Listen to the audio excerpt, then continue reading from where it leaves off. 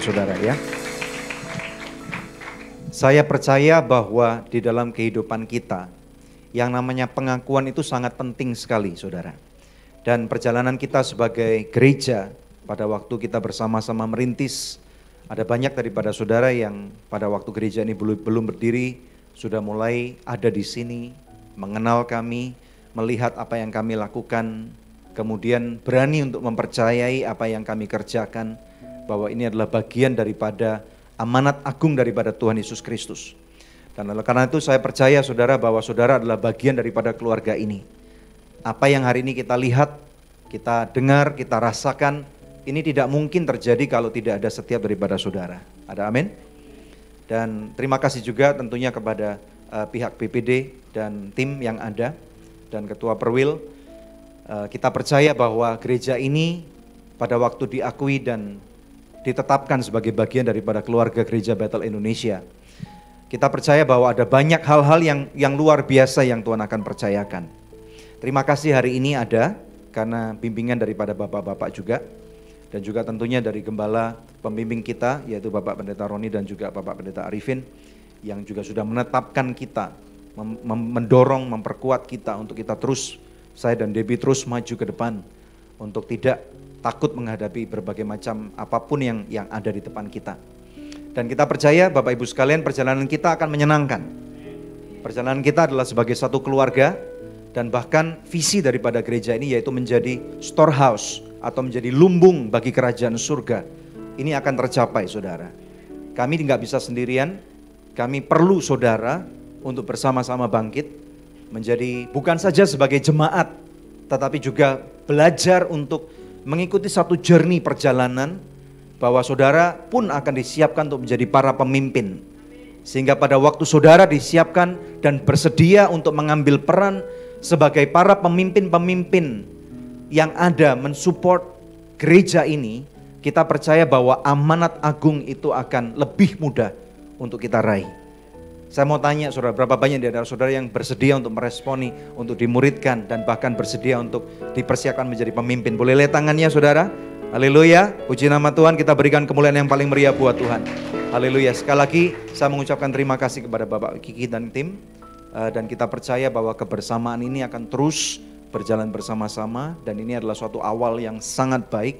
Kami merasa sangat berharga, kami merasa sangat terhormat sekali atas bimbingan yang selama ini 1 tahun lebih sudah diberikan kepada kami. Dan tentunya sebagai mewakili seluruh jemaat tempat ini, kami berjanji bahwa biarlah segala kemuliaan ini adalah bagi untuk Tuhan saja. Dan tentunya bersama-sama kita berjuang untuk memenangkan, melebarkan kerajaan surga sesuai dengan amanat agung yang Tuhan Yesus percayakan kepada kita semua. Terima kasih, kita berikan kemuliaan yang paling meriah buat Tuhan. Haleluya.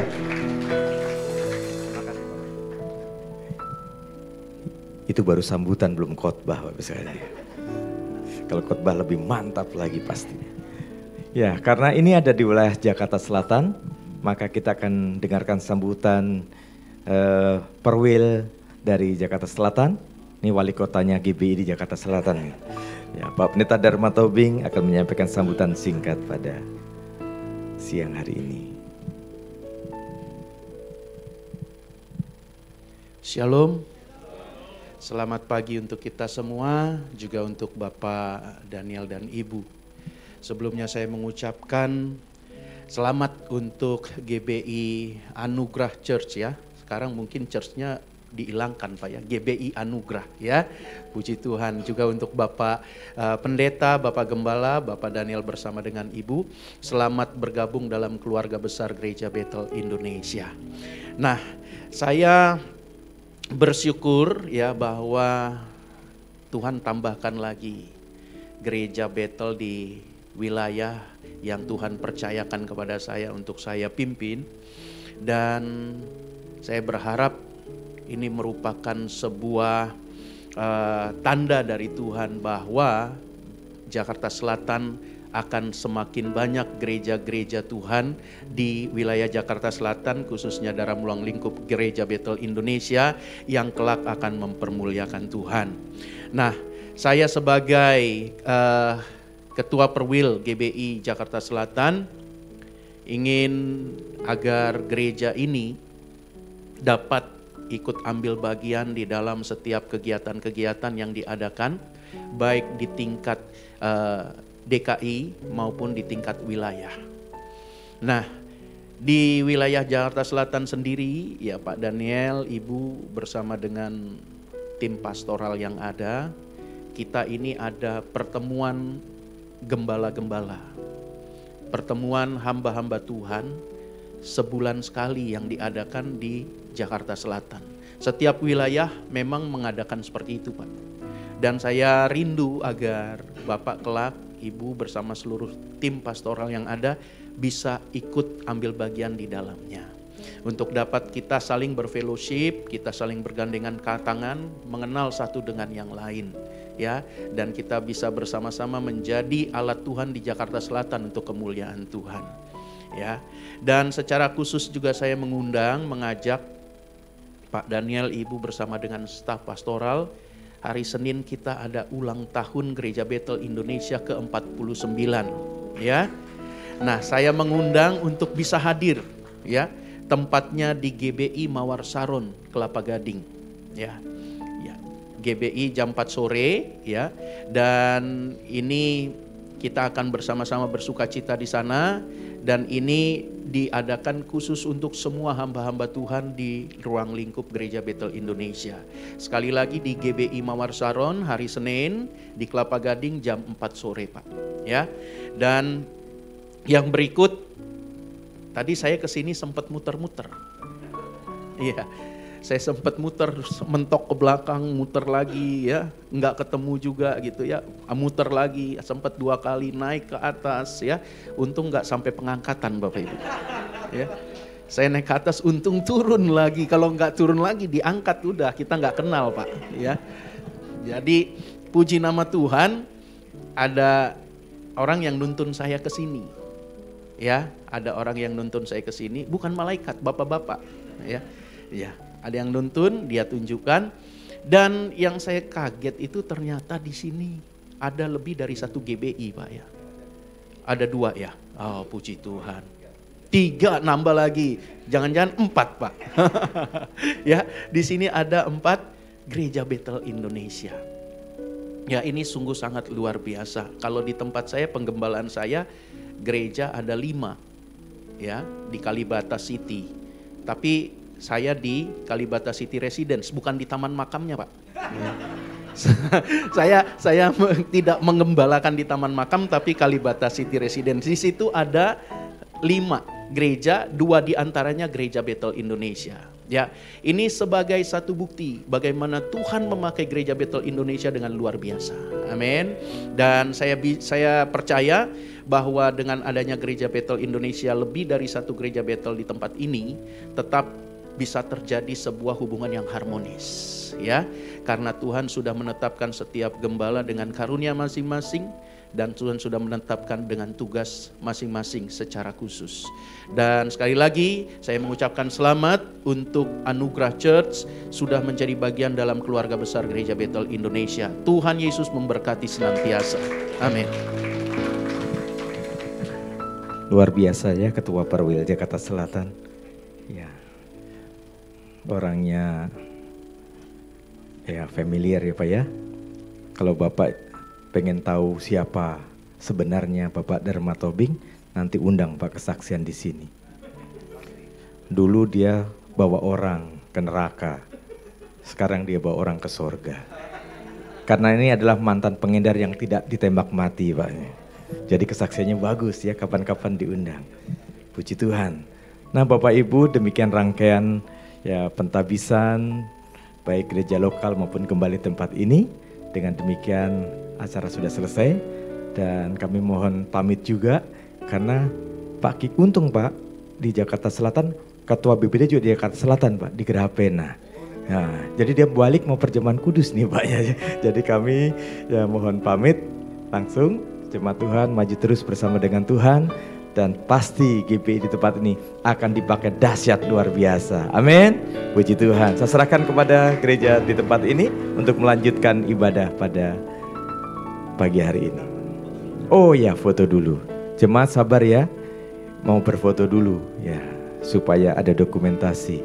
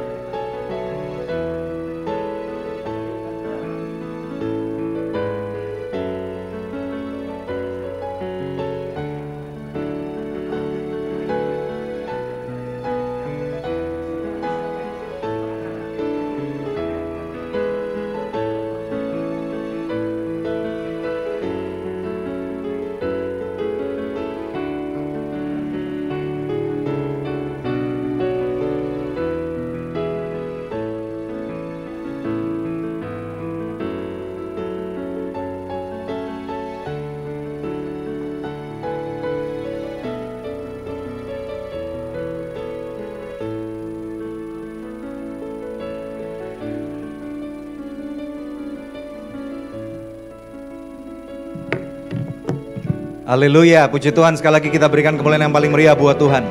Haleluya, siapa yang percaya bahwa Tuhan akan memakai gereja kita dengan dahsyat? Haleluya, amin ya, puji Tuhan. Saudara, tentunya kita tahu bahwa kalau kita sudah ditetapkan oleh Tuhan sebagai satu gereja yang resmi, ada satu tanggung jawab yang sangat besar. Dan tentunya seperti yang saudara selama ini sudah lihat bahwa kita nggak main-main, saudara ya. Katakan, kita nggak main-main. Ya, kita percaya kita akan menangkap apa yang Tuhan kehendaki buat gereja kita, supaya gereja kita boleh berfungsi dengan maksimal. Oleh karena itu sekali lagi saudara ya, sebuah gereja yang maksimal itu nggak bisa stand alone. Tadi dikatakan bahwa kita menjadi masuk dalam satu keluarga besar namanya Sinode Gereja Bethel Indonesia. Jadi supaya Bapak Ibu sekalian jemaat dan para pekerja tahu bahwa kalau ditanya oleh orang gereja Anugerah itu atau Anugerah Church at Storehouse itu badan hukumnya apa? Badan hukumnya dengan jelas saudara bahwa kita berada di bawah payung yaitu yang bernama Sinode Gereja Bethel Indonesia atau GBI. Amin. Di mana saudara? GBI. Amin ya. Nah, oleh karena itu puji Tuhan, GBI juga memberikan kesempatan untuk setiap gereja-gereja lokal seperti kita untuk bertumbuh kembang. Saudara menentukan topik-topik, menentukan pengajaran sesuai dengan aras dan asas yang tadi sudah dibaca bersama-sama. Dan saudara, kita sebagai pastoral team juga akan meyakinkan, terus berdoa bersama-sama supaya setiap pengajaran yang diberikan ini selaras dengan kebenaran firman Tuhan dan juga akan bermanfaat buat pertumbuhan rohani setiap daripada kita. Amin ya. Nah, puji Tuhan, sekali lagi kita berikan sorak-sorai kemuliaan yang paling meriah buat Tuhan. Haleluya. Dan juga setiap daripada jemaat online, suatu kali kalau ada kesempatan, mari datang bersama dengan kita di sini. Saudara akan diperlakukan dan diterima sebagai satu keluarga besar. Lokasi kami, saudara, ada di Belesa Shopping Arcade. Kalau saudara lewat di arteri Permata Hijau, ada satu bangunan besar namanya Belesa. Di sana tempat kami, saudara. Saudara masuk melalui satu lobi yang ada kedai kopi yang terkenal warna hijau. Dan lokasi kami persis di atas satu lantai, saudara, dan mari datang supaya saudara tidak aja menikmati ibadah secara online, sehingga saudara akan merasakan bagaimana saudara akan diterima dengan sungguh-sungguh sebagai satu keluarga di tempat ini, dan saudara pun akan dimuridkan untuk mencapai panggilan yang Tuhan tetapkan dalam kehidupan saudara. Amin ya. Nah, saudara, menyambut bulan Oktober. Saudara, kita percaya bahwa bulan Oktober ini, saudara ya, 2 bulan lagi kita akan menyelesaikan tahun 2019 ya. Dan oleh karena itu mari kita tuntaskan dengan sungguh baik, saudara. Berapa banyak yang menikmati time series pada bulan September kemarin? Ya, saudara ya. Dan saya berharap setiap daripada kita sudah menetapkan time machine kita tahun 2030, saudara ya.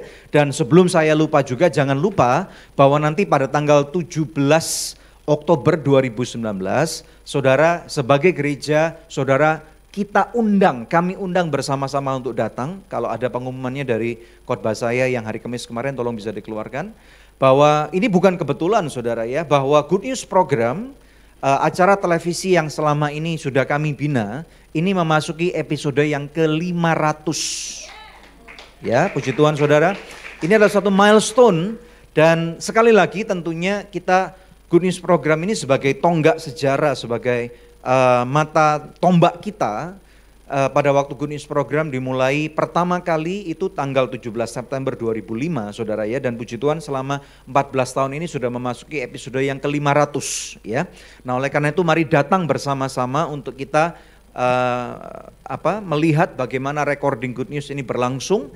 Dan siapapun daripada Anda kami undang ya. Anda boleh datang ke tempat ini jam 18.30 sore, saudara ya.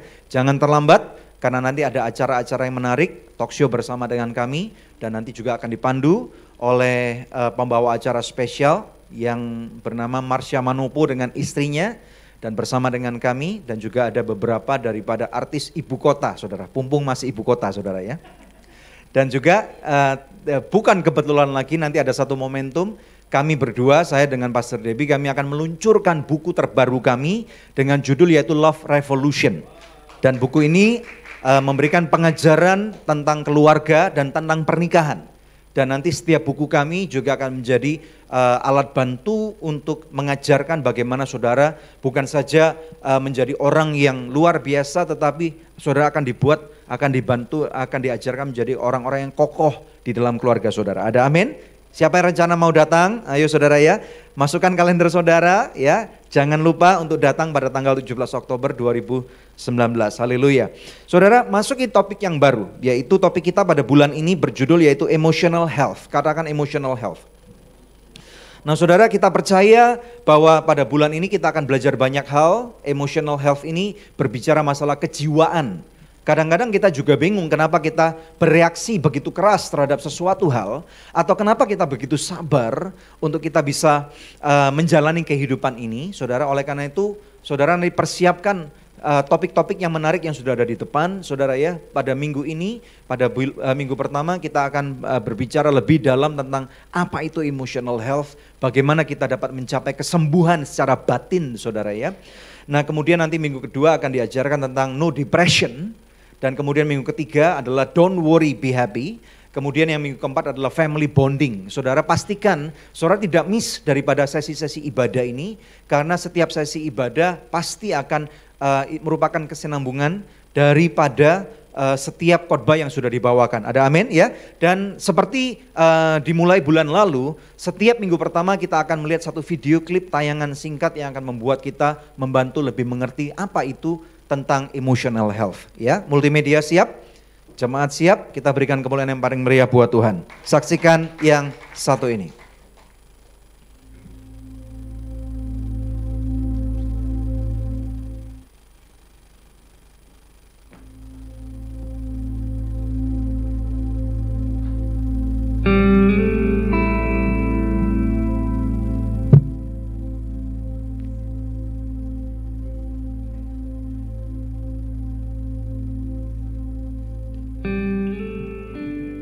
Marah, bahagia, sedih,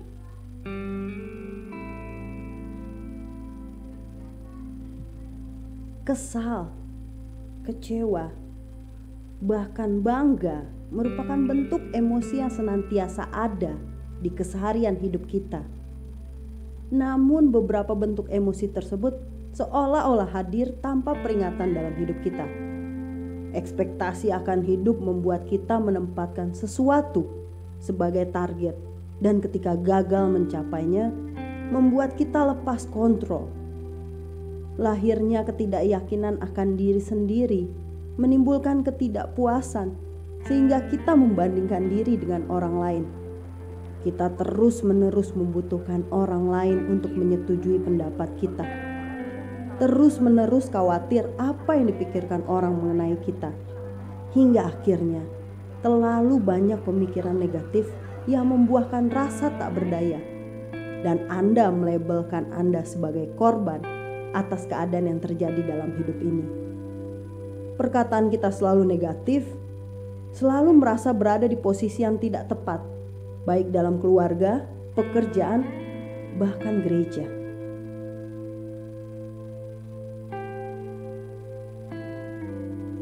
Tenggelam dalam kesemuan dunia maya dan kecanduan media sosial. Lalu kita mulai percaya ada sesuatu yang salah dalam kita. Timbullah depresi yang berat dan akhirnya mendorong untuk bunuh diri. The truth is, kita dapat mengontrol emosi kita. Semua yang terjadi di sekeliling kita hanyalah kondisi luar yang dapat dikendalikan dari dalam. Bahkan Tuhan telah berjanji, damai sejahtera aku tinggalkan bagimu. Damai sejahteraku kuberikan kepadamu. Dan apa yang kuberikan tidak seperti yang diberikan oleh dunia kepadamu. Janganlah gelisah dan gentar hatimu. Masih ada harapan. Mari berhenti menipu dirimu dengan kebahagiaan yang palsu yang selalu ditawarkan dunia ini. Temukan bersama dan patahkan hoax iblis dalam seri yang baru di Anugerah Church Emotional Health Series. Sebab Tuhan menghendaki kita memiliki jiwa yang sehat. Haleluya, berikan kemuliaan yang paling meriah buat Tuhan. Haleluya, saudara yang percaya, saudara punya talenta-talenta khusus untuk berakting di depan kamera, saudara juga diberikan kesempatan, boleh ya. Jadi saudara mungkin yang punya obsesi-obsesi sejak kecil tetapi belum tersalurkan, Percayalah bahwa di gereja ini kita punya kemampuan untuk menyalurkan itu, saudara ya. Jadi daripada cuman berakting ria di depan kaca, dan kenapa tidak, saudara, kami akan membantu to fulfill your destiny juga di tempat ini, saudara ya. Puji Tuhan. Nah, mari kita belajar tentang emotional health, saudara. Buka bersama dengan saya, kita lihat slide berikutnya, 1 Samuel 30. Kita akan membaca dan melihat daripada ayat yang pertama sampai dengan ayat yang ke-8. 1 Samuel 30 ayat yang pertama sampai dengan ayat yang ke-8, ini satu kisah yang luar biasa sekali, yang hari Kamis kemarin saya sempat singgung pada khotbah saya di Anugerah Fellowship. Siap saudara ya, kita lihat bagaimana perjalanan Daud sebelum dia menjadi seorang raja, pada waktu dia melewati satu fase kehidupan yang sangat sukar sekali, yang ada di Siklag. Saudara siap, kita baca bersama-sama dengan suara yang keras, dan kita aminkan ini untuk supaya kita bisa belajar bersama-sama. 2, 3. Ketika Daud serta orang-orangnya sampai ke Siklag pada hari yang ketiga, orang Amalek telah menyerbu tanah Negeb dan Siklag. Siklag telah dikalahkan oleh mereka dan dibakar habis. 2. Perempuan-perempuan dan semua orang yang ada di sana, tua dan muda, telah ditawan mereka dengan tidak membunuh seorang pun. Mereka menggiring sekaliannya kemudian meneruskan perjalanannya. Ayat 3. Ketika Daud dan orang-orangnya sampai ke kota itu, tampaklah kota itu terbakar habis. Dan istri mereka serta anak mereka yang laki-laki dan perempuan telah ditawan. 4. Lalu menangislah Daud dan rakyat yang bersama-sama dengan itu dengan nyaring. Sampai mereka tidak kuat lagi menangis. Ayat 5. Juga kedua istri Daud ditawan, yakni Ahinoam perempuan Yizreel dan Abigail bekas istri Nabal orang Karmel itu. Dan Daud sangat terjepit karena rakyat mengatakan hendak melempari dia dengan batu. Seluruh rakyat itu telah pedih hati, masing-masing karena anaknya laki-laki dan perempuan. Tetapi Daud menguatkan kepercayaannya kepada Tuhan Allahnya. Ayat 7. Lalu Daud memberi perintah kepada Imam Abiatar bin Ahimelek, bawalah efod itu kepadaku. Maka Abiatar membawa efod itu kepada Daud. Ayat 8 baca bersama-sama. Kemudian bertanyalah Daud kepada Tuhan, katanya, haruskah aku mengejar gerombolan itu? Akan dapatkah mereka kususul? Dan ia berfirman kepadanya, kejarlah, sebab sesungguhnya engkau akan dapat menyusul mereka dan melepaskan para tawanan. Haleluya. Saudara, kita perlu tahu nih siapa Daud itu. Daud adalah seseorang yang sangat sederhana, mulai dari tempat yang paling bawah di dalam kehidupan. Dilupakan oleh orang tuanya karena dia badannya kecil, kurang menjanjikan, saudara ya. Tetapi bahkan pada waktu kakak-kakaknya dipersiapkan untuk menjadi para perwira-perwira tinggi, papanya yang bernama Isa itu melupakan dia, dan kemudian pada waktu keluarga ini ketiban durian runtuh, saudara ngerti kan artinya ya, mendapatkan berkat yang luar biasa didatangi oleh seorang nabi yang sangat hebat, yaitu Samuel, saudara. Dan nabi itu membawa pesan yang sangat perkasa sekali, bahwa hari ini aku akan mengurapi salah satu anak kamu menjadi raja. Bukankah itu seperti dapat durian runtuh, saudara ya? Dan kemudian papanya mulai mendisplay satu-satu daripada kakaknya yang gagah perkasa, ganteng, saudara, six pack, dan kemudian berotot, pintar. Tetapi kemudian Tuhan malah berkata, tidak ada satupun daripada orang ini yang aku pilih. Samuel juga bingung, saudara. Kemudian Samuel bertanya kepada papanya Daud, yang bernama Isai, apakah ini semua anak laki-lakimu? Baru papanya ingat, oh iya masih ada satu om ketinggalan. Dan dia lagi mengembalakan kambing domba. Kayaknya itu nggak penting om, yang ini aja dipilih. Karena pilihan papanya adalah yang berotot, pintar, IQ-nya mungkin 200, saudara. Tetapi justru Tuhan berkata, jangan melihat perawakan orang ini, karena aku menilai daripada hatinya. Betul saudara ya. Nah kemudian Samuel berkata, kita tidak akan duduk sebelum anak ini datang. Mungkin lama saudara ya, karena di Find My iPhone nggak ketemu waktu itu Daud, lagi lost connection saudara ya. Dan kemudian sampai berhari-hari mungkin udah capek gitu saudara. Sampai akhirnya Daud lagi sembunyi main kecapi saudara ya. Lagi merenungkan firman Tuhan, indah banget gitu. Sini dipanggil saudara ya. Dari mana aja kamu? Cari dari tadi. Biasanya beberapa anak-anak kecil kan gitu saudara. Taunya sembunyi di kolong saudara. Dibawalah Daud dan kemudian di sana Tuhan berkata, ini orang yang aku pilih. Urapi dia menjadi seorang raja. Luar biasa sekali saudara. Nah saudara, sejak diurapi itu Daud tidak menjadi seorang raja langsung. Dia melewati berbagai macam pengalaman-pengalaman journey-journey. Dan saudara, salah satu journey yang paling saya berkesan buat saya secara pribadi adalah ini, Siklak. Saudara, Siklak ini adalah gambaran daripada kehidupan atau momen-momen yang dimana saudara dan saya harus hadapi gitu. Dimana hidup itu nggak gampang. Daud pada waktu dia diurapi menjadi seorang raja, ada banyak oposisi, musuh-musuh yang terus tidak percaya dan ingin menjatuhkan dia. Tetapi dengan urapan inilah dia berhasil bahkan menaklukkan hoax-hoax daripada musuh. Dengar baik-baik, di dalam kehidupan kita harus menjadi orang yang sanggup untuk tidak dikalahkan oleh musuh. Kenapa saudara? Apakah kita kuat? Tidak. Tetapi karena Tuhan Yesus sudah terlebih dahulu mengalahkan musuh itu. Kita hanya berangkat dari level kemenangan. Katakan, saya berangkat dari level kemenangan. Saudara, kita percaya, kita masuk slide yang berikutnya, slide yang ke-6. Masalah kehidupan ini kita sebut yaitu fakta. Katakan fakta. Fakta ini membentuk realita, saudara ya. Dan realita, saya tidak bisa berkata bahwa masalah saudara itu sepele. Karena setiap orang mempunyai masalah-masalah yang sangat berat. Kita tidak bisa menghakimi bahwa gitu aja kamu kok mau nangis, gitu aja kok kamu mau quit, gitu aja kok kamu mau bunuh diri.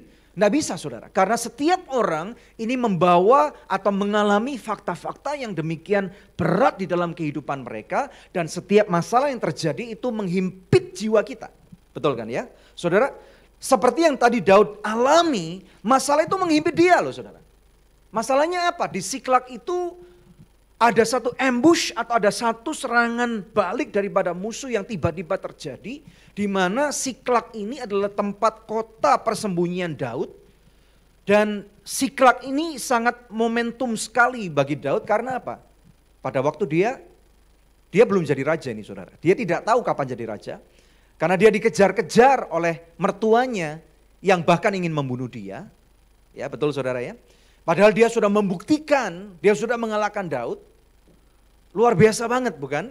Jadi dia seharusnya tinggal mengambil itu haknya sebagai seorang raja. Tetapi secara luar biasa dia tidak pernah membela dirinya sendiri.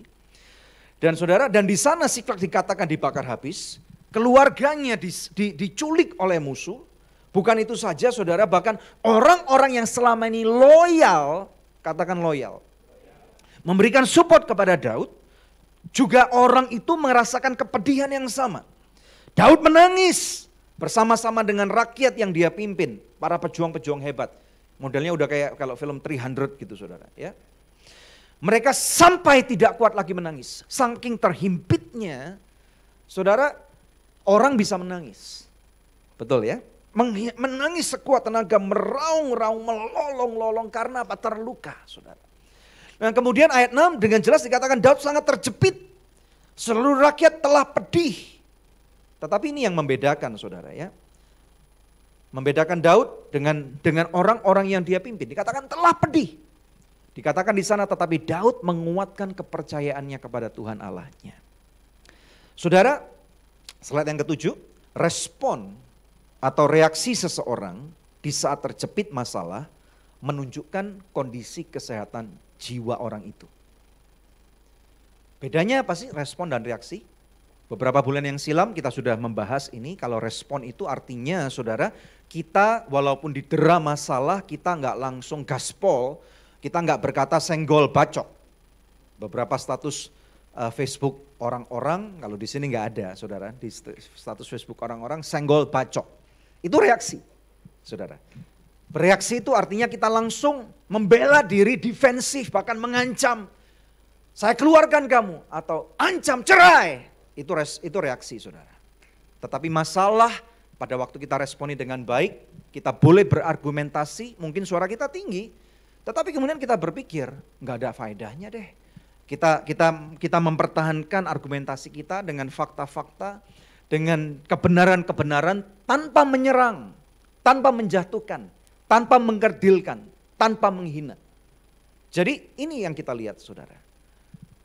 Orang-orang yang dipimpin oleh Daud mereka bereaksi, betul nggak ya? Bahkan mereka mau membunuh Daud loh, melempari batu. Tetapi respon Daud, salah satu kekuatan Daud adalah dia tahu saudara bahwa dia adalah orang yang lemah. Orang yang menyadari bahwa dirinya lemah akan selalu mencari sosok yang lebih kuat. Betul nggak? Saya pribadi bukan orang yang kuat saudara. Saya percaya masing-masing daripada saudara juga bukan orang yang kuat.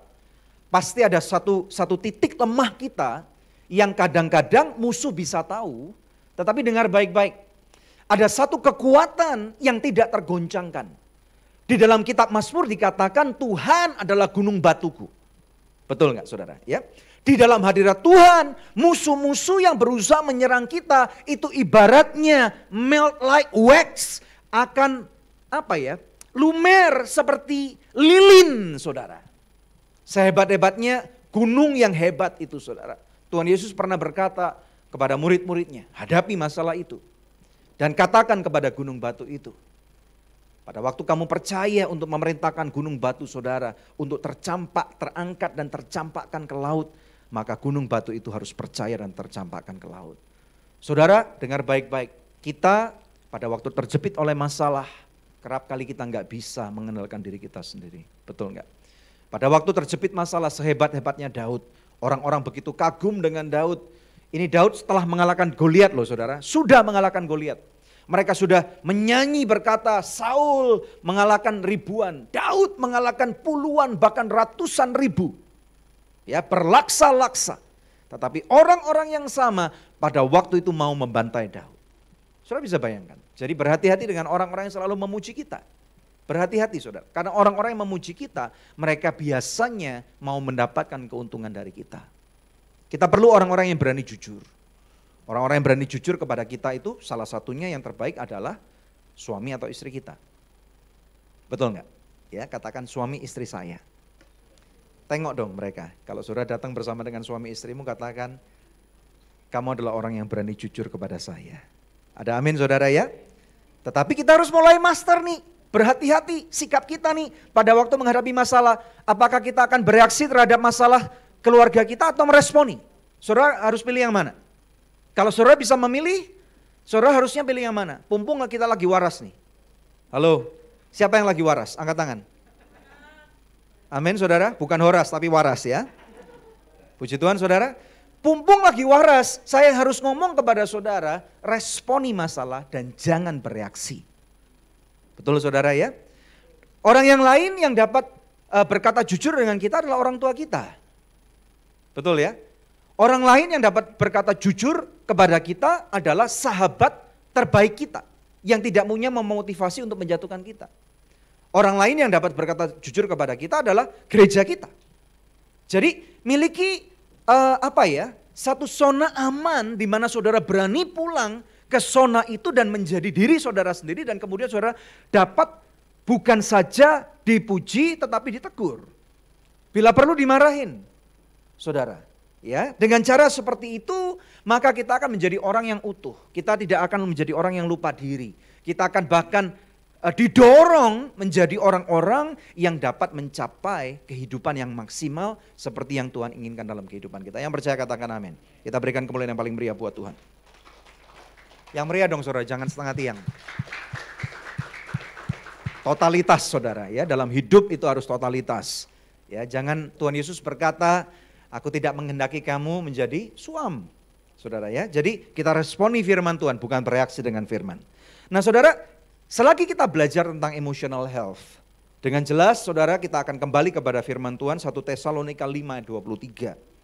Di sini dengan jelas firman Tuhan mendefinisikan tentang elemen daripada kehidupan manusia.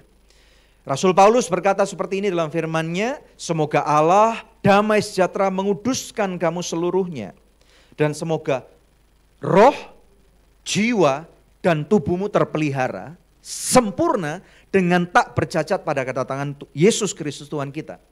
Jadi ini loh saudara ya, your whole being, seluruh keutuhan saudara sebagai manusia terdiri daripada 3 elemen ini. Ini Alkitabiah. Ya. Ada roh, ada jiwa, ada tubuh.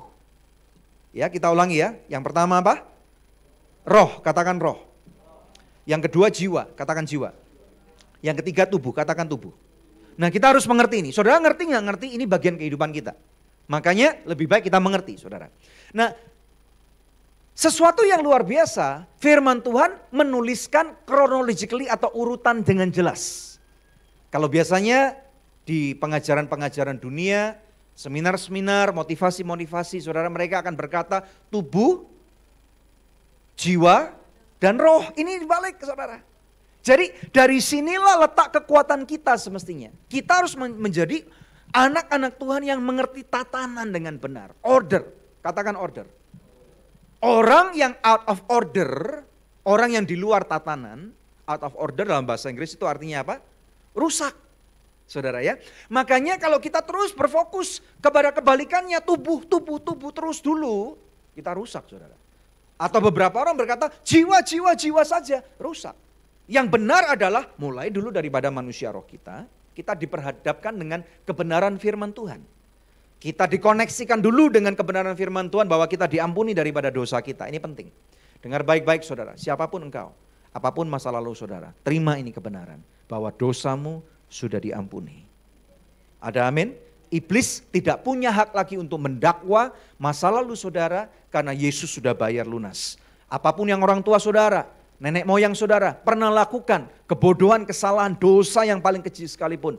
Dengar baik-baik. Kalau konsekuensi itu juga sudah ditanggung, apa sudah mau dikatakan saudara? Yang penting adalah di dalam roh saudara sudah diampuni. By grace you are saved. Dengan kasih karunia dalam iman akan Tuhan Yesus Kristus, saudara adalah ciptaan yang baru, engkau sudah diampuni. Yang percaya katakan amin. Berikan kemuliaan yang paling meriah buat Tuhan. Nah bulan ini kita akan berfokus kepada jiwa. 2 bulan yang lalu Physical Health Series, kita sudah berbicara masalah tubuh. Sudah cukup menyeluruh saudara ya. Dan bulan ini kita akan berfokus kepada jiwa. Katakan jiwa. Nah makanya saudara mari kita melihat lebih dalam lagi, kita mengerti saudara. Jiwa ini adalah ranah yang gak kelihatan gitu loh. Ya, yang kita lihat adalah ekspresi. Keluarkan dulu slide yang ke-11 saudara. Gambar daripada gunung es. Ya. Nah saudara, tahukah engkau apa yang saudara lihat terhadap istri, suami, teman kita, orang yang ada di jalan, yang saudara lihat cuma the tip of the iceberg. Ya, adalah ujung daripada gunung es itu. Katakan ujung gunung es. Tapi di gunung es ini saudara ada bawahnya. Kelihatannya gunung es itu yang ada di slide itu enggak terlalu gede. Walaupun ini bisa gede sekali saudara ya, relatif sekali kan. Tetapi ternyata bawahnya itu bisa berapa lipat tuh? 1, 2, 3, 4, 5 kali lipat. Lebih dalam saudara. Nah kondisi kejiwaan kita seperti ini, slide berikutnya. Nah makanya saudara, saya akan bahas dulu supaya Bapak Ibu sekalian ngerti selama 1 bulan ini apa yang kita pelajari. Yang di atas yang kelihatan namanya tubuh, saudara kita berurusan dengan 5 panca indera. Ya, saudara sudah belajar di sekolah-sekolah bagaimana 5 panca indera ini membantu saudara untuk melihat, mendengar, merasa, membau, mengecap. 5 panca indera. Katakan 5 panca indera. Katakan tubuh. Ini bagian tubuh, saudara. Ya, kemudian berikutnya jiwa. Nah, jiwa yang kita pelajari ini berbicara masalah kesadaran. Kesadaran dan juga ketidaksadaran. Ada alam sadar, ada alam bawah sadar. Yang alam sadar ini berhubungan dengan pikiran. Cara kita berpikir, cara kita view sesuatu hal. Orang bilang pakai kacamata yang benar dong. Pakai perspektif yang benar dong. Nah ini sebenarnya berbicara masalah jiwa saudara. Ya. Berbicara masalah logika. Kok nggak nalar sih bagi saya omongan kamu? Nggak masuk akal deh, cerita kamu nggak nyambung. Bener nggak? Ya. Sebenarnya ini berurusan dengan apa yang diceritakan oleh seseorang, oleh anak kita, oleh istri kita, oleh teman kita. Ini berhubungan dengan kejiwaan mereka. Belum lagi dengan berurusan dengan yang tadi saya katakan bawah sadar, saudara ya, yang sudah kita nggak kepikirkan lagi perasaan. Kadang-kadang ada orang ngomong sesuatu dalam satu meeting nih saudara, atau ibadah seperti ini. Pengkhotbah ngomong sesuatu, orang yang di sana berpikir ini nyindir gua nih. Betul nggak? Atau ini nyindir saya nih karena saya mungkin kekurusan, saya kegemukan. Saudara, ini nyindir saya nih. Perasaan, bawa perasaan. Bahasa bekennya apa? Baper. Jadi bila kamu berkata baper, galau, ini berbicara masalah kejiwaan yang dibawa alam bawah sadar kadang-kadang. Orang pakai baju seperti ini, emang lu terus yang punya baju bagus, gua juga bisa. Nah itu saudara. Betul ya? Terus kemudian berkata, Tuhan kenapa sih Tuhan? Kok dia terus yang diberkati, kenapa enggak saya? Mbok sekali-sekali saya. Apa enggak cukup Tuhan apa yang saya lakukan? Ini jiwa saudara. Ya. Jadi perasaan, emosi, kenangan, aduh dulu saya dicium pertama kali oleh pacar saya itu enggak terlupakan. Bahayanya saudara kalau yang saudara nikahi bukan pacar pertama kamu. Betul enggak? Karena orang bilang first love never die. Ada lagunya bahkan kan saudara ya. Untungnya Pastor Debbie itu pacar saya yang pertama. Dan pacar yang terakhir.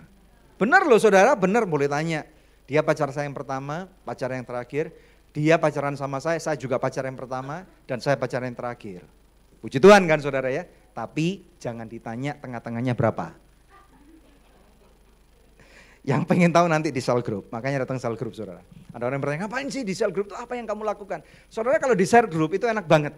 Karena di sini khotbah kan komunikasinya satu arah. Saudara cuma terima gitu saudara. Tapi kalau di cell group saudara punya kesempatan untuk tanya. Saudara punya kesempatan untuk berbagi hati, berbagi diri.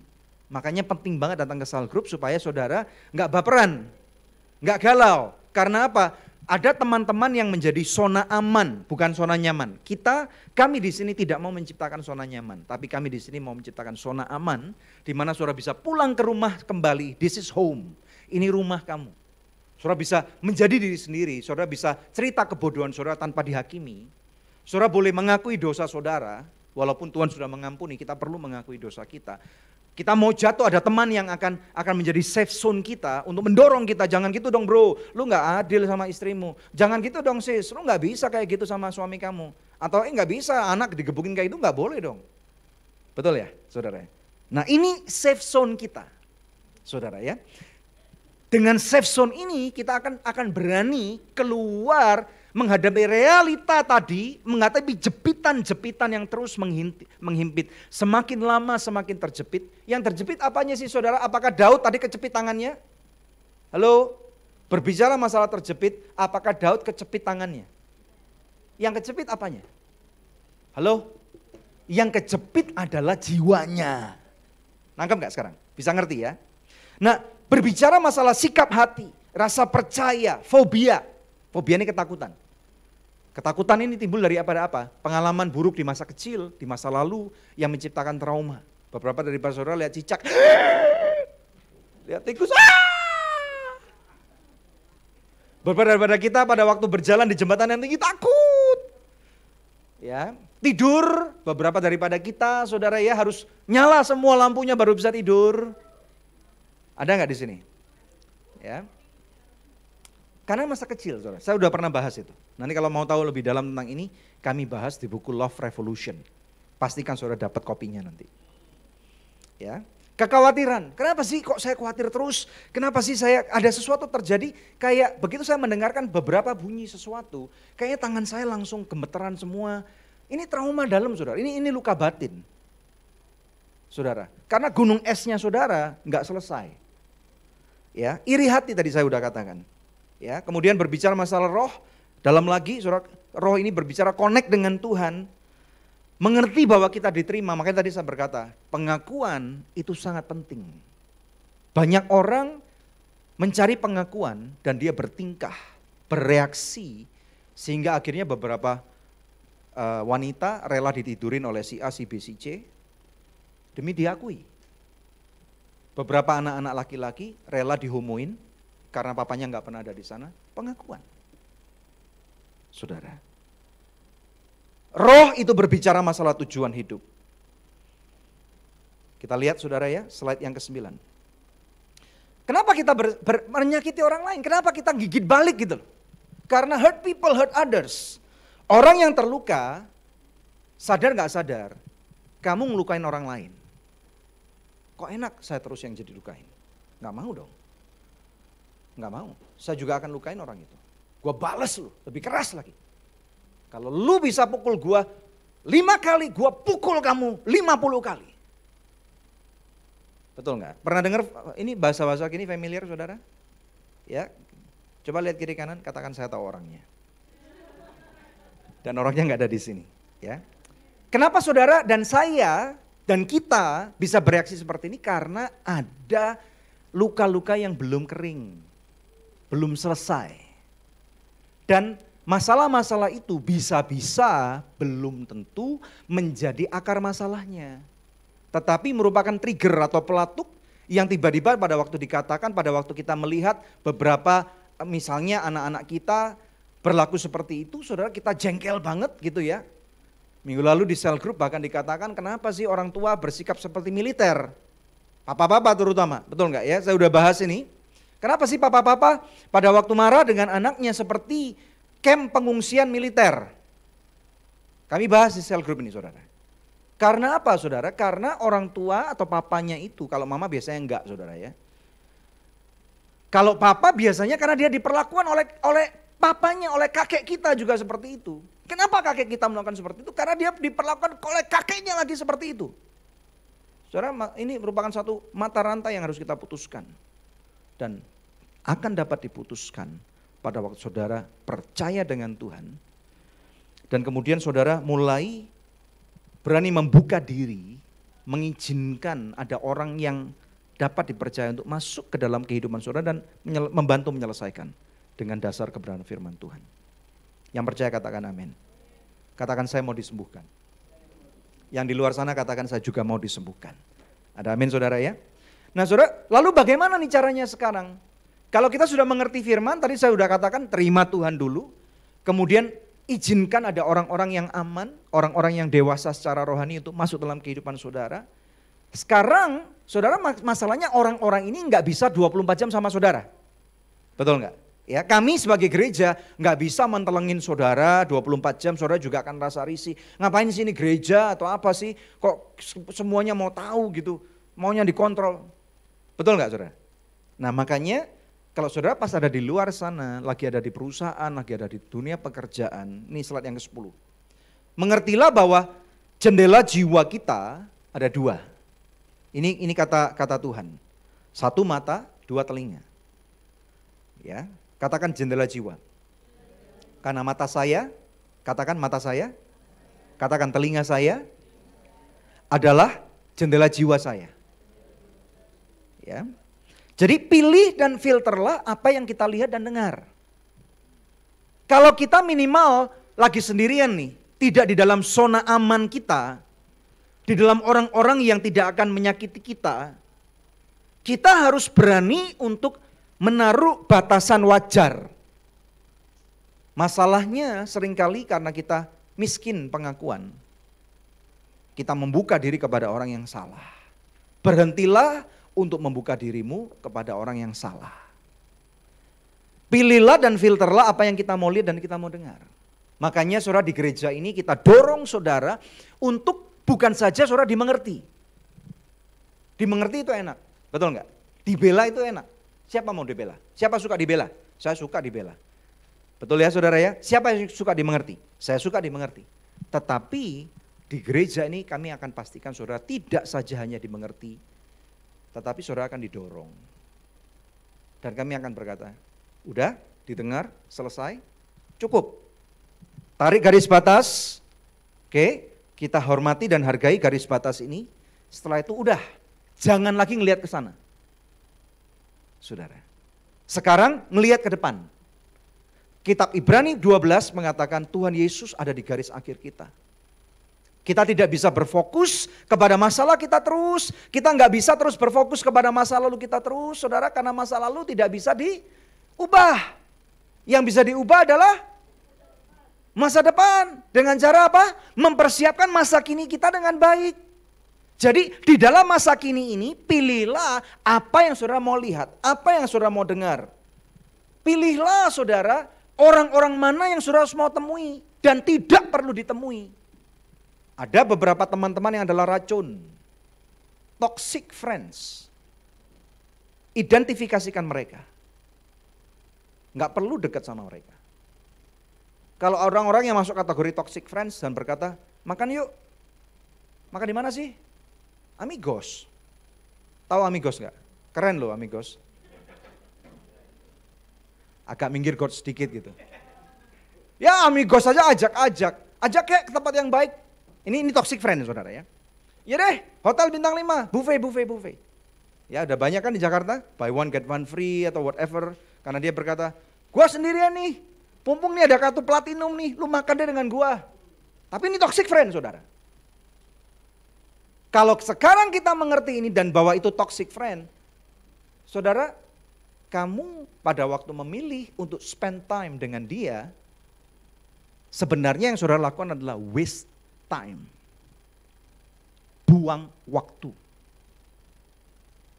Karena apa? Saudara, memang secara jasmani saudara dibantu dikasih makan enak sama mereka, tetapi jiwamu digerogotin sama orang itu. Buat apa? Ada amin saudara? Nah makanya pilihlah, kami selalu berkata dan ajarkan, hidupmu punya pilihan. Katakan hidup saya punya pilihan. Tapi sama suami istri itu bukan pilihan lagi saudara ya.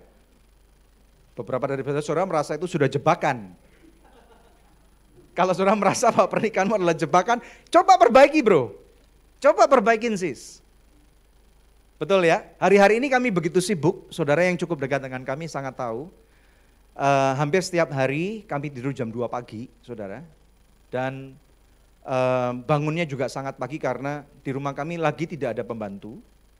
Dan istri saya harus bangun jam 6.30 pagi untuk nyiapin makan paginya James. Saudara, dan itu long hours karena kami lagi mengejar menulis buku. Dan ada beberapa hal yang harus kami tunda, aduh capek banget. Beberapa kali insiden itu mau nyolot banget gitu saudara. Udah pada seperti ibaratnya udah bawa golok dan samurai gitu. Tegangan tinggi gitu saudara ya. Tetapi puji Tuhan, justru itu kami lagi diuji, love revolutionnya diuji gitu. Jadi kalau buku ini bisa terbit dengan baik, tanggal 17 Oktober nanti percayalah bahwa itu diuji dengan tegangan tinggi saudara. Ada amin saudara ya. Saya diperlakukan dengan sangat baik oleh istri saya. Wow. Dan kalau saudara nggak percaya, saudara sudah bisa membuka dan menyaksikan Debbie's Kitchen dan beberapa dari saudara sudah merasakan masakan dia. Tetapi hari-hari ini Debbie's Kitchen goes very modest. Sederhana sekali saudara, tetapi justru itu ujian sesungguhnya. Gitu loh. Karena hidup ini kan realita. Saudara ya. Tetapi justru dari sana itu pada waktu kehidupan tidak terlalu menyenangkan. Saudara merasa pernikahanmu adalah layaknya seperti sebuah jebakan. Ya rubah. Bukan merubah pasangan hidupmu. Bukan lari dari realitamu, tetapi seperti yang Daud tadi lakukan, dia mencari Tuhan, saudara dia melihat mencari sosok aman, sebentar supaya saya nggak jatuh nih, tahu-tahu gubrak ke belakang. Nah ini aman saudara. Jadi pada waktu musuh nyerang, saudara lari cari tembok pertahanan paling aman, di mana musuh nggak bisa mukul dari belakang. Dan Tuhan adalah batu karang yang teguh. Kalau saudara tidak mempunyai batu karang yang teguh, musuhmu bisa lari dari belakang dan menghantam saudara. Satu-satunya yang Daud lakukan pada waktu dia selesai menangis itu perlu. Kita jangan berkata kepada anak kita, cowok nangis, banci lu. Sambil ditendang, kayak militer saudara. Berhenti nendang anak, berhenti mengerdilkan anak, berhenti menghina anak, berhenti ngutukin anak. Karena kalau yang kamu kutukin itu akan menjadi masa depanmu saudara. Dan masa depan kamu akan terkutuk. Siapa mau masa depannya terkutuk? Siapa mau masa depannya diberkati? So mulai sekarang pilihlah ngucapin berkat karena mulutmu itu adalah benihmu.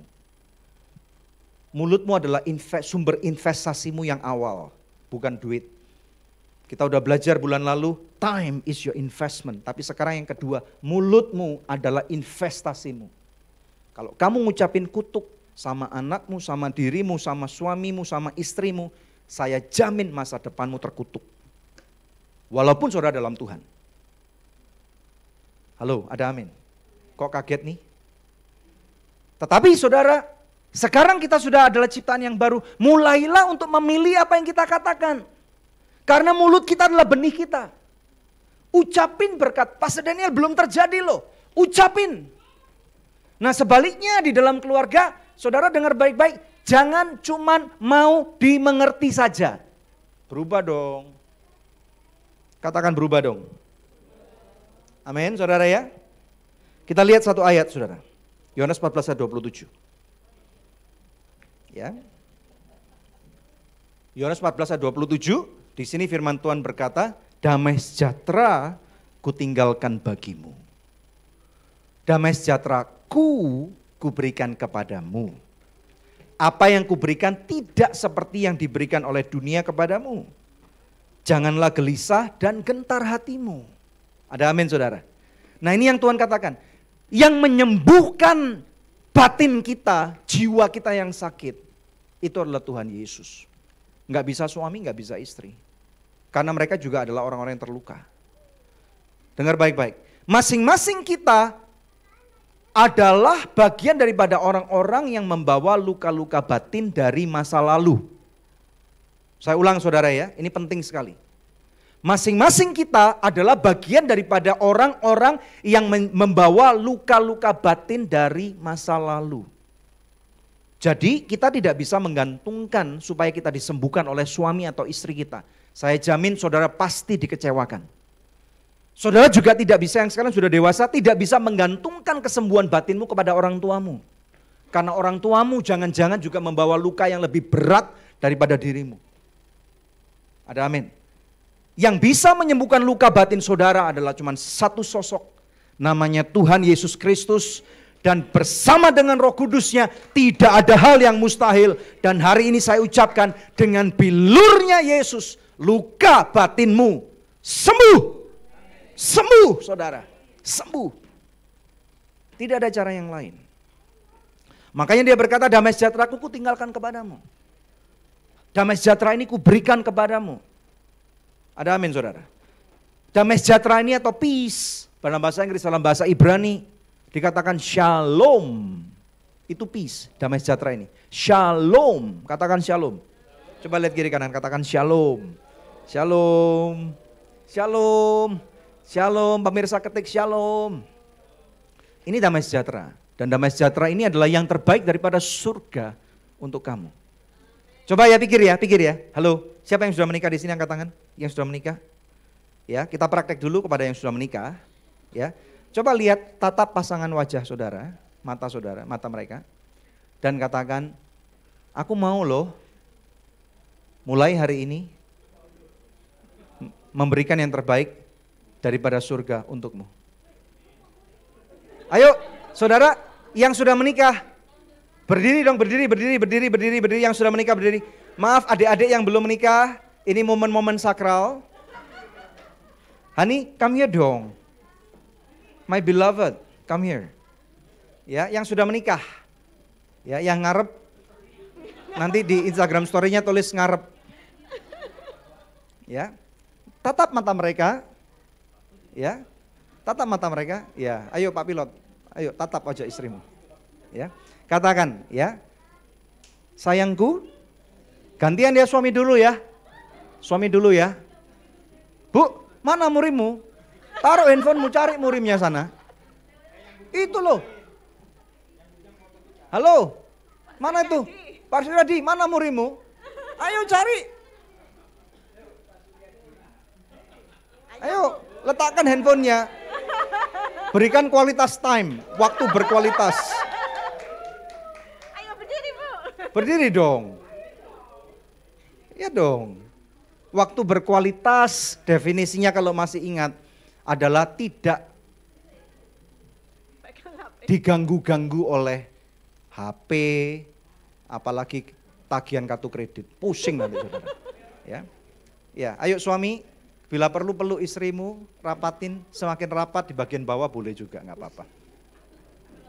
Tatap wajah mereka dan katakan, sayangku, mulai hari ini aku berjanji untuk memberikan yang terbaik dari surga untuk dirimu sayang.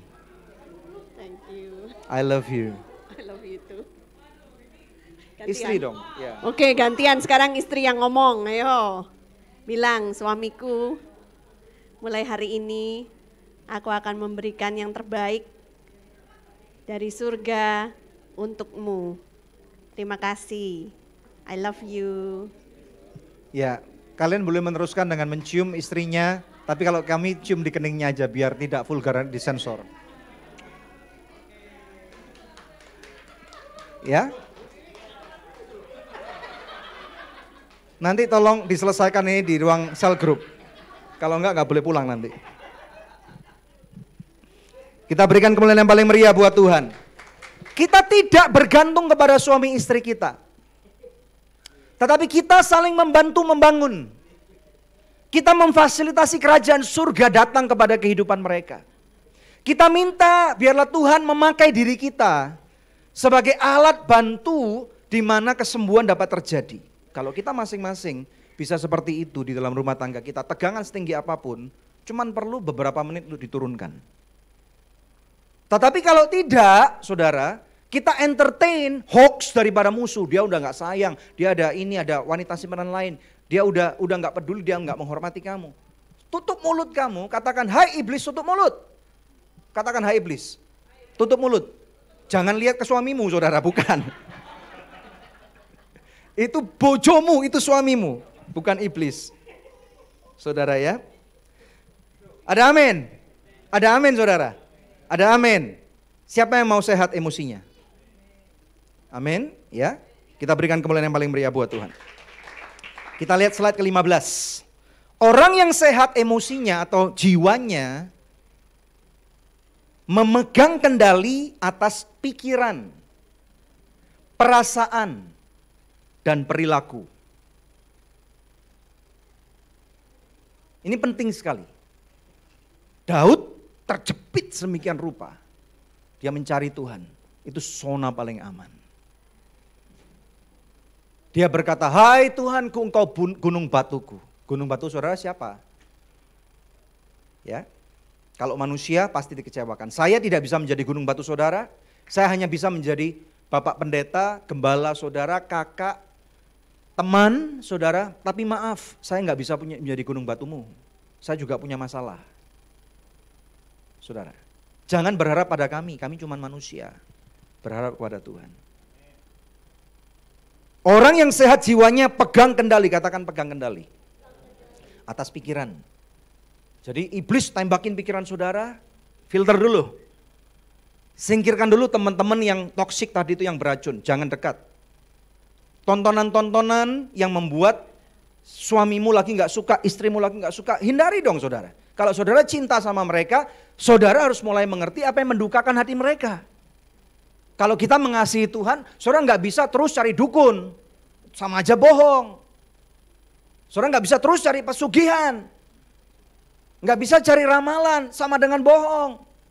Kalau saudara mencintai istrimu atau mencintai suamimu, mulailah mengerti apa yang mereka suka. Apa yang mereka tidak suka, identifikasikan itu. Itu namanya mesra, itu namanya intim. Intim, mesra, bukan cuman saudara bawa mereka liburan ke luar negeri naik business class atau first class. Atau makan malam candlelight dinner. No saudara, itu semu. Percuma candlelight dinner, difoto, dimasukkan di Instagram, pulang berantem. What for? Selesaikan dulu. Sehingga ekspresimu walaupun makan di Amigos berdua, digigit nyamuk, itu nikmat. Betul enggak? Betul saudara ya? Kendalikan pikiranmu, kendalikan perasaanmu. Kita tidak selalu mau lagi minta dimengerti, tetapi kita berusaha untuk mengerti kenapa mereka berperilaku seperti itu. Dan kita mau menjaga perilaku kita. Ada satu ayat dalam firman Tuhan mengatakan, orang yang tidak bisa mengendalikan dirinya, ibaratnya kota tanpa pertahanan. Tetapi ayat yang lain dalam kitab Amsal juga berkata, orang yang dapat mengendalikan dirinya lebih hebat daripada seorang pahlawan. Siapa mau jadi pahlawan? Saya mau jadi pahlawan. Tunjukkan dengan cara saudara mengendalikan perilakumu. Tunjukkan dengan cara saudara mengendalikan pikiranmu, mengendalikan perasaanmu. Orang yang sehat jiwanya adalah orang yang sadar kondisi jiwanya dan dapat berurusan baik pada waktu kondisi positif dan bahkan negatif atau terjepit sekalipun. Tim pemuji tolong kembali ke tempatnya, bisa diiringi dengan keyboard. Ini reinforcement saudara, karena sudah mulai nggak tenang nih. Tenangkan Andre, jiwa mereka Andre. Supaya kita bisa belajar tuntas ini, saudara. Kita perlu alat bantu seperti ini saudara. Di rumah kalau lagi suntuk, saudara puter lagu rock, wah pasti ribut. Ya, cari lagu yang tenang, Saudara, nyalakan aromaterapi itu bisa membantu. Ya, ciptakan dulu suasana-suasananya, yang kenali dulu alat bantu seperti ini. Kenali dulu apa yang saudara makan. Maksudnya apa Pastor Daniel? Karena yang saudara makan itu akan membantu menentukan mood saudara. Belajarnya dari mana? Cek di Good News Program. Ada episode khusus Food and Mood. Nanti kalau serangan malamnya bagaimana? Ada episode yang lain, yaitu Food and Sex. Ada saudara. Menarik banget ya. 500 episode saudara udah berpengalaman. Puji Tuhan, haleluya. Amin saudara. Nah ini yang kami lakukan di rumah kami saudara ya. Nah itu rahasia perusahaan. Jadi saudara, kalau kita menjadi orang-orang yang sehat, percayalah saudara bahwa tadi saya sudah katakan kita sudah terbuka nih. Suami istri menjadi zona aman kita. Kita nggak lagi selalu takut dihakimi sama mereka. Dan bila perlu cari konselor. Cari Pak Pendeta, Ibu Pendeta atau konselor yang bayar saudara. Jangan ngirit untuk cari konselor, jangan pelit. Bila perlu bayar. Cari konselor yang Alkitabiah. Supaya saudara bisa dibantu untuk mengidentifikasikan mana jebakan-jebakan musuh. Kadang-kadang kita harus mau bayar, pay the price. Yohanes 8 ayat 32 juga mengatakan mengetahui kebenaran, hal itu akan membebaskanmu. Kalau saudara tidak mempunyai kebenaran dalam hidupmu, kalau saudara cuma masukkan hoax, palsu daripada musuh saja, outputnya pasti juga palsu. Tetapi kalau saudara rajin untuk makan firman Tuhan, saudara tentukan hari Minggu jam 10 saya tidak mau terlambat ke gereja. Nah itu komitmen saudara. Saudara akan lihat hal-hal sepele, kita tidak terlambat untuk mencari Tuhan. Kita nggak terlambat tuh baca Alkitab di rumah. Saudara mungkin beberapa orang melihat Instagram saya, kenapa sih James baca Alkitab aja harus diposting? Karena itu bagi saya matters. Itu bagi saya penting sekali. Dan saya sebagai pendeta juga mau menginspirasi teman-teman yang lain. Bahwa pada waktu kita nggak ada kamera nyorot saya. Pada waktu rambut nggak selalu seperti ini. Pada waktu bau piyamanya mungkin lebih kecut saudara karena istri atau pembantu salah cuci. So what? That's my zone, safe zone. Itu zona aman saya. Anak saya nggak akan menghakimi saya, istri saya nggak akan menghakimi saya. Kami bisa baca firman Tuhan. Wow, that's heaven. That's heaven to me. Dan di sana kita bisa belajar melepaskan pengampunan. Pengampunanlah yang menyembuhkan. Tuhan Yesus tadi saya sudah katakan menyembuhkan batin saudara. Tetapi keputusanmu untuk melepaskan pengampunan ini akan membuat perubahan-perubahan yang asalnya kecil tetapi akan berdampak dan gunung batu itu akan tercampakkan dari akarnya, terbuangkan ke laut. Mari kita bangkit berdiri saudara. Sebentar lagi kita akan mengambil perjamuan kudus. Namun sebelum maju mengambil perjamuan kudus kita renungkan dulu ini. Pejamkan mata saudara.